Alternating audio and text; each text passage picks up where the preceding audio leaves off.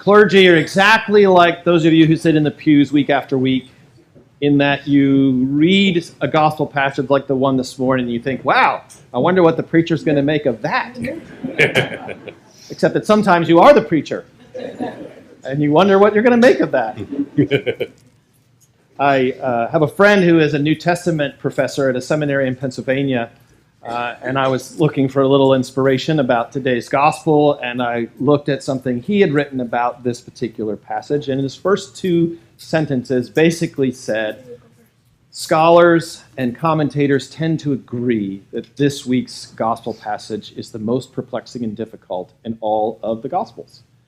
I thought, well, thanks for the pep talk. That's really helpful. I know why we struggle with this one. It does stand out as very un-Christ-like to hear a parable that commends a dishonest person for his shrewd, perhaps immoral behavior, and then for Jesus to use that to say we should try to emulate it in some way. And it really doesn't fit for us. Now, there's a little help here in understanding that whether Jesus preached all these parables in this order or Luke has put them in this order, Luke sees this as a bridge parable between two different sections of the gospel. A whole chapter about sinners that we've just come through, and now moving into a chapter about money and wealth. And sometimes when you're a preacher, you have to take two ideas and find a way to connect them. It's called a transition if you've ever written speeches and things like that. And some are just better than others. So I'm wondering if that's just part of Luke's issue, is how do we get through this and combining Jesus' teaching? But they are meant to be connected in some way. Because we have for us this dishonest manager who is said to have squandered his master's wealth, which is the same exact connotation we would have just heard in the parable of the prodigal son, who squandered his share of his father's inheritance. It's the parable right before this. We skipped over it between last Sunday and this Sunday. And so we get a parable about a sinner, and remember that sinners can be prized in God's eyes. They're always welcomed home when they find their way back to God. Here is a sinner who ends up being the source of at least some emulation, and who is using money as the way that he does his vocation, allowing us to then head into this section where Luke can hit on one of his big themes, which is how we interact with money and wealth in our lives. Doesn't really make it any easier to make sense of, though. But the other gift that Luke gives us is that his parables contain characters who have a little bit more body to them. In Mark and Matthew, characters are usually two-dimensional. You hear there's a character, they do something, and that's it. But as we listen to Luke's gospel, you sometimes get to hear interior monologues of what's going on in the minds of the people in the story. So it's not just Jesus telling us this person existed. We get a glimpse at that person and their heart. Like the prodigal son who thinks to himself, aha, I'm going to go back home and my father will let me eat what the pigs eat. Or today, we get confirmation that this parable is about a guy who's self-centered. That he's crystal clear that he's going to do this thing to cancel the debts of some of his master's customers in order to save his own skin. Which is helpful because people have tried to say, well, he was just cutting out his own share of the commission, or he was just cutting out what would have been illegal charges of usury and the interest that was charged. But there is no wiggle room here. We're told that he's dishonest. We see his self-centered behavior, and Jesus does not set that aside. He doesn't say, look at the wonderful thing he did, even though he's a bad person. It's, he did a bad thing, and you should be able to do similar things. That makes us struggle with it. So as I sat with that this time around, it comes around every 3 years, whether we want it to or not, I try to figure out, okay, I've supervised people for more than half my life. What scenario can I envision for this master to see something commendable in the behaviors of this person who just cost him a lot of money in this one instance, but clearly had already cost him money, which is why he was firing him in the first place. And what I came up with was there is some appreciation when you realize that somebody has it within them to do something remarkable and outside the box. That when there was crisis in this manager's life, he got really creative. And he managed to do something that saved his bacon. Even if it lost the master some of his money, He could recognize that shrewd behavior for its effectiveness and what it allowed for this manager when he had to go get another job. And there's probably also a sense there behind that of saying, I think I made the right choice to fire you, though, because I wish you had behaved that way when you were managing my resources, that you got creative, that you were bold, that you were a little bit risky, so that my business would grow and thrive as well. None of that's in that parable explicitly. But it's one of the things that I can kind of begin to make sense of how there's life-giving good news for us in the example of this dishonest manager. And then to stop and think, okay, what do we do in the face of crises? And how can we respond in creative, outside-the-box ways that are brave and bold and maybe a little bit risky, but achieve something that seemed unthinkable once upon a time? Because that's actually a very helpful skill for us as human beings in our personal lives and in our communities. And it occurred to me as I was doing some reading recently about the space race in the 1960s and realizing just how audacious it was of President Kennedy to tell Congress that we were going to put a man on the moon in under a decade, at a point in which we had had an American in orbit for a total of 15 minutes at that point. Knowing, as he did, there really wasn't the technology they were going to need, and a lot of disagreement about whether it was even possible. But he decided that it was something we needed to do, and we spent a lot of money, and we spent a lot of political capital on something that was not very popular at the beginning. Most Americans were not in favor of entering the space race and spending all those hundreds of billions of dollars in today's terms that it cost. But that was born out of a moment of crisis. And this is where I think about the dishonest manager in the parable, who was probably pretty comfortable in his job at that point, which could have led to his ability to squander what his master had entrusted him with. He didn't have to think about losing his job. He just had to kind of phone it in from day to day. I think many of us have been in seasons like that, where your heart's not in it to give 110%. You'll coast by on 85 if you can. And I think for many of us in this country, we weren't thinking about space in the 1940s and even into the 1950s until our adversaries in the hottest part of the Cold War sent a satellite overhead.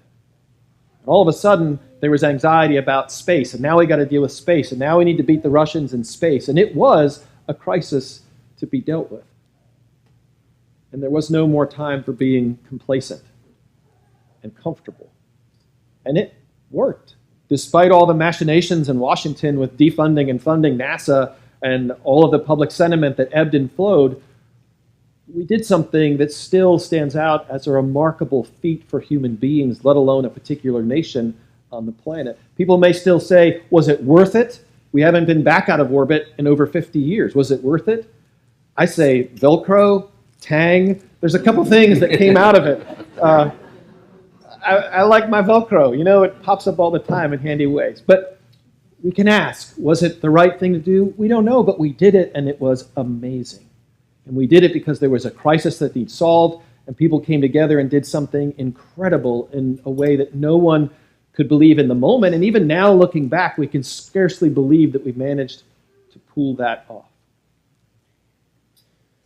And here's the difference of what I think this parable invites us into in moments like that. There was certainly shrewd behavior to get us to the moon.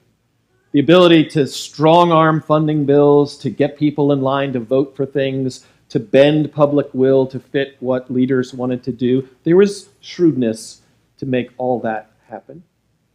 And as we look at the crises of the world around us and whether we can think outside the box and get out of our comfort zones and respond to it, we're called upon to be shrewd, but not to be so shrewd that we lose the idea of what God intends for us, which is to be truthful and honest, and not just to be dishonest to get ahead. And I think it's the ending part of that parable that I wish was all Jesus had said. If Jesus had just said that, you can't love money and God, that would have been great. But we have to deal with the rest of it. The ending, though, gives us the clue as to how Jesus' teaching is different and how this worldly example that does fit our experience can be reinterpreted for his followers. If you put money at the center of your life and what you're going to serve, it's going to make us self-centered by nature.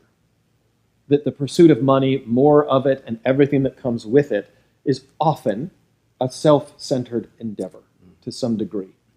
It's survival, too. It's natural that we do that. We try to take care of ourselves. If you are putting God at the center, it's not money that's there, it's what is holy and what is righteous.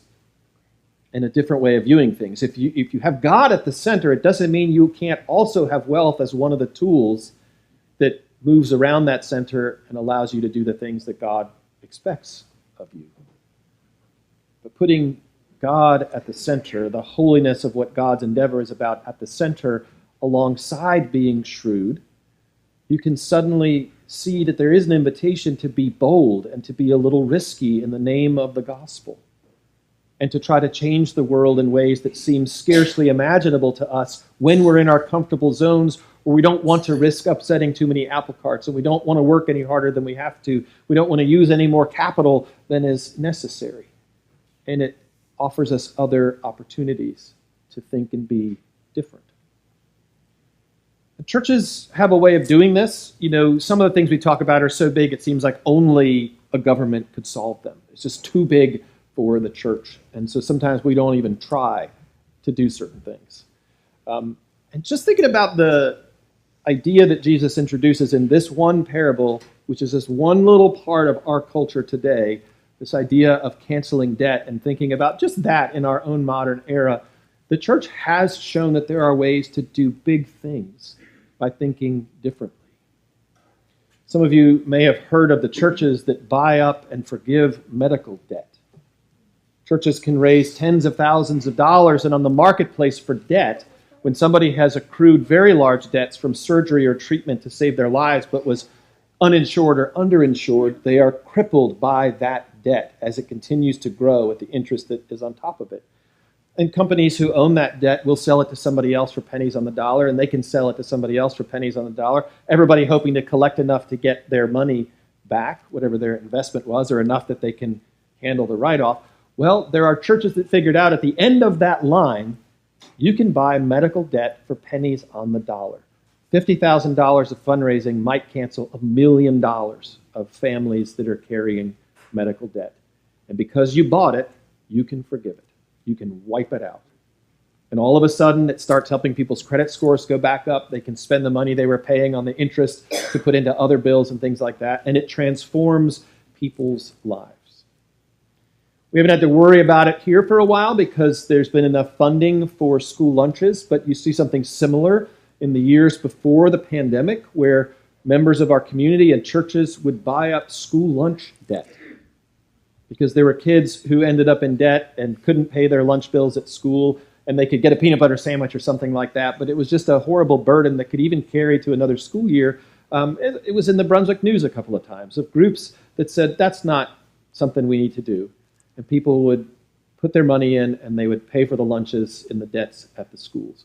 And it can change the life of a child to remove that stigma from them. And even in the debate we've had about the controversial idea of canceling educational debt, part of it that people do seem to understand is that for folks who have been able to cover the principal of what they borrowed, but what they're having trouble paying off is the debt that kept accruing on top of debt, on top of debt, on top of debt, we know that when we can erase that debt, that people's lives can be changed. And they can see their credit scores get better, and they can pay off other debts that they've accrued, and they can go out and spend that money in the economy in different ways. And it's not as easy as saying something's impossible and ridiculous. Just in this one window of one set of crises and the debt that saddles this nation, we have something like $18 trillion of debt now, the highest by far it's ever been. We can see a place where thinking differently and boldly sets people free from things. It's just one area of crisis. We can name a whole host. There's dozens and dozens just when we think about poverty and people who struggle. We talk about the brokenness of our world and our relationships. We can talk about violence. We can list these crises on both fingers, both toes, and still have plenty to go. And this parable, as difficult as it is, might be whispering to us to learn from this dishonest manager how to think outside the box and do whatever it takes, not for our own self-centered interests, but for the interests of the holy and what God would expect of us. And to remind us that there can be praise for being shrewd and doing something that didn't seem like it was going to be possible in a moment of fear or great distress. Maybe that's not what this parable's about. I don't really know. I feel better that a lot of people don't either. But I do think there's life-giving hope in its midst. And I think that in a world full of crises, in a world full of people who are imperfect, that Jesus does look to us and says who and how and what.